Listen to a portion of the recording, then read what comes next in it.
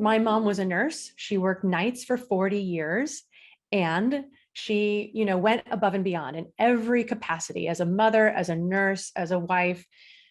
She pushed herself to the limit, really. And so I saw, and I was aware, stress was kind of becoming a buzzword through the 80s and the 90s. I could see the impact on her health. And certainly, as I've been an adult, when I was a kid, she said, when you grow up, do anything you want. But if you go into medicine, I'll disown you. So I went into theater, hence the theatrics.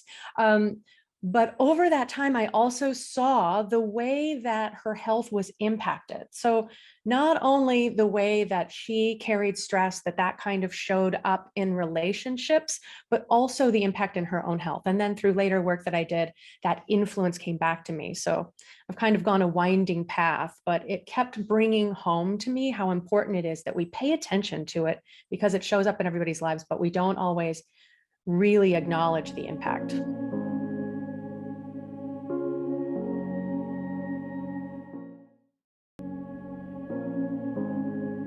And so stress can happen in our personal lives and emotionally too, of course. But that consistent impact of stress, we can't express that fully at work, right? We've got that professional persona.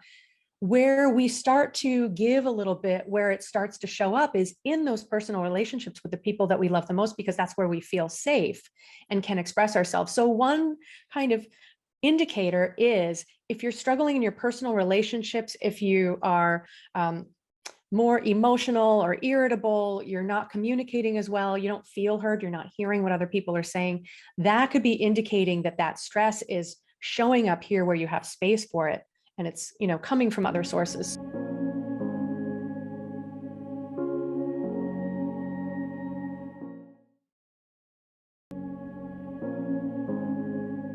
But when our mind is so busy and it interrupts our sleep, we can't file the thoughts and have that fresh slate for the next day. So that tends to start escalating things.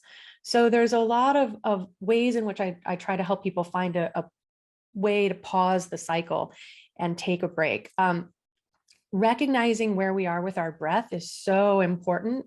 A really, really powerful intervention for when the anxiety is ratcheting up. But just in normal cases of stress, if we look for a way to pause, to remove ourselves, to tune into our breath, it's so powerful, because we get into that reactive mode, right? That biological stress response, and we are fully engaged. And when we just even remove ourselves in terms of, how am I breathing right now? Am I really breathing to my fullest extent? That brings us out of that stress response, and we can start to bring our other,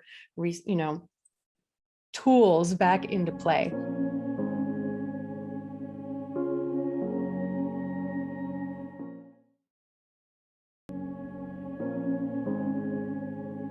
That's why I like to bring attention to, how are you doing in your relationships? One of the things that I see people tend to do is, instead of reaching out and engaging in their social group when they're stressed out, when they need the support, they tend to withdraw because they don't want to bring other people down or that sort of thing.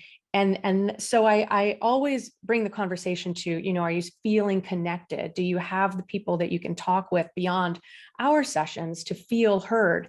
And I highlight the fact that, when we open up that conversation to share, to ask for support, we can give support, and that starts that flow too, right?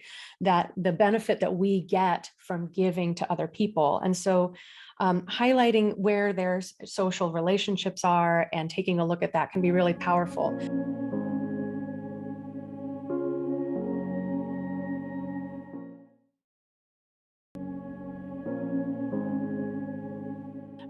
Another one of those light bulb moments is, as I was preparing a presentation, I've been talking with corporate teams about burnout and really bringing a light to, as Sean Aker puts it, the happiness advantage, right? Society has taught us we need to focus on goals now. And then when we get those goals, those benchmarks, then we can be happy. Then we can take more time to put to our health or to restore our relationships.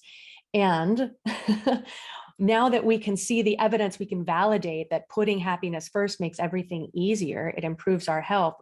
Our social relationships are stronger and we're more engaged. All of that data that I know that you already know so well, that's maybe the permission. That's when I start to see people say, okay, maybe you're onto something. Maybe this time that I'm putting towards myself is okay.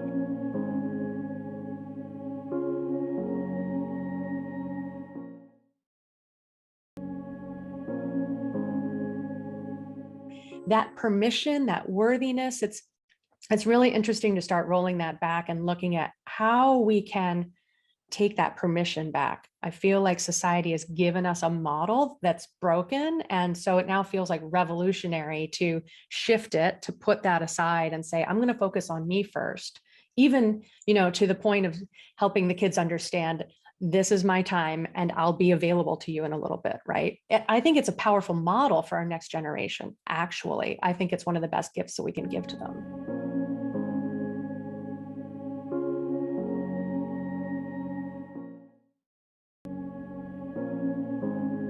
I love to have people get together in groups or recruit friends so that you've got kind of a playmate or a co-conspirator, right? Accountability in that regard is really lovely. Getting together for play dates. I've done virtual Zoom sessions where we get together and paint together, and we're all, move the camera and set up by the easel and maybe start with a template or image and then work from there, check in and compare notes. And sometimes we need that kind of frame to keep that space, because we tend to let that play, fun time, creativity get edged out when other commitments show up.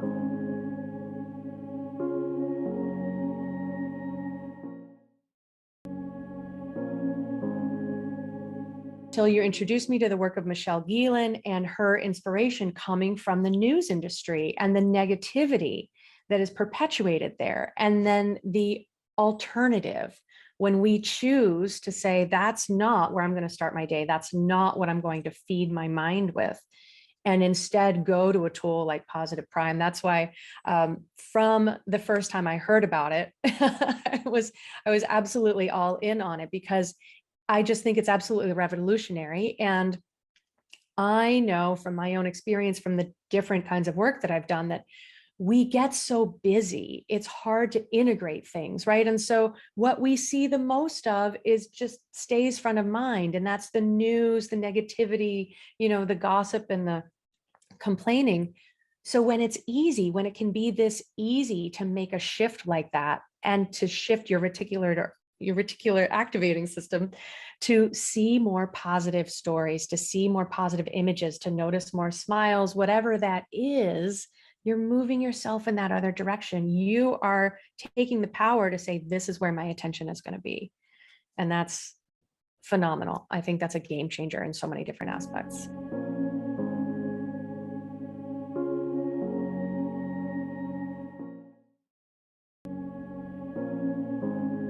Well, now that I have Positive Prime to get started, I think that's such a powerful square one.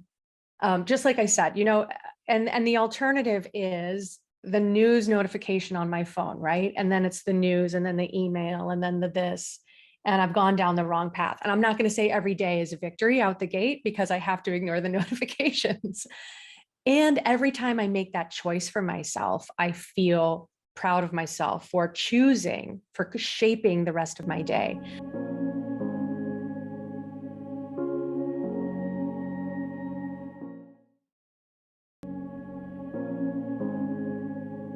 Another friend of mine gave me the image of every day is a fresh page in your book. So whatever you wrote yesterday, you've turned the page on that. Today is yours to write. And I think that can be a much more empowering way to look at it, because we tend to be really hard on ourselves. Well, I didn't get it done yesterday, and it's that much closer to the weekend, or I've got this many more things to do, so maybe tomorrow.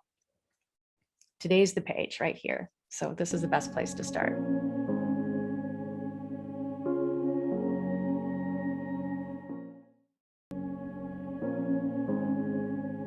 It's not about being accountable to yourself or your well-being or play, but maybe a co-conspirator, somebody who enjoys the same sort of a thing, somebody who's going to say, the day is gorgeous, let's fit in a walk, who can take things on the fly, who can be spontaneous. And, you can offer a suggestion, they can offer a suggestion. Sometimes we need a little inspiration. And maybe that's your partner. that's a beautiful relationship when that happens, but sometimes schedules don't align. And so I think it's really helpful to look for those opportunities, whether that's, I love the music inspiration too. I have a happy music playlist, that I break up the workday and get up and move around and dance. And that shifts my energy immediately.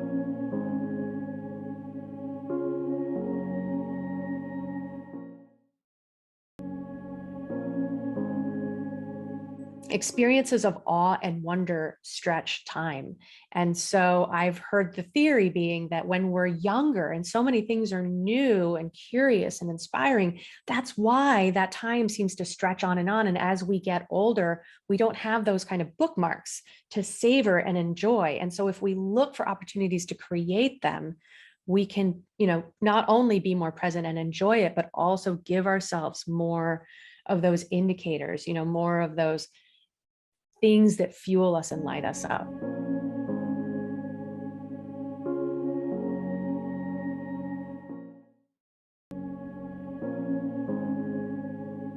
You have to suspend your disbelief because it seems so simple. It seems like, how can this little thing do all of that you say?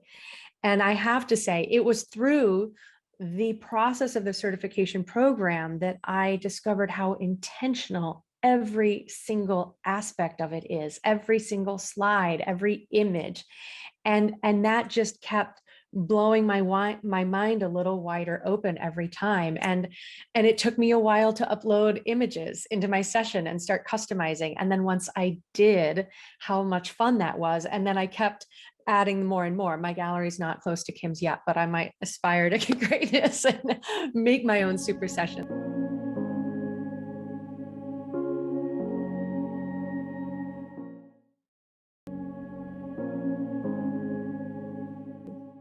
Recommendation, add it into whatever it is that works in your morning, but make that be the one piece that's non-negotiable.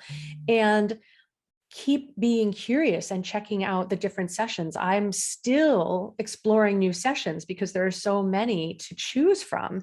And so it's new and novel. But then when I come back to one and I find the one with the bunny with the daisy hanging out of its mouth, it's like a lottery. Like, oh, there's that slide. It was in this session. I forgot which one it was in. So it's kind of like a little seek and find too. It's almost gamification in and of itself. And like we were saying before, the little things that we can keep coming back to can be so much more powerful than we expect that they can be.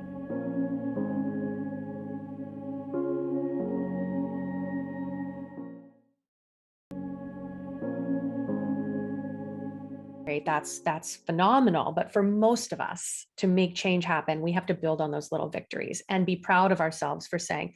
And that's why I love on the homepage when I can see how many days I've gotten my sessions in or how many hours I've been viewing sessions, and I want to rack that up a little bit. I want to do better for myself. And so I love how that's just sitting there. It's just a part of it. It's not very forward, but you can kind of challenge yourself to do better.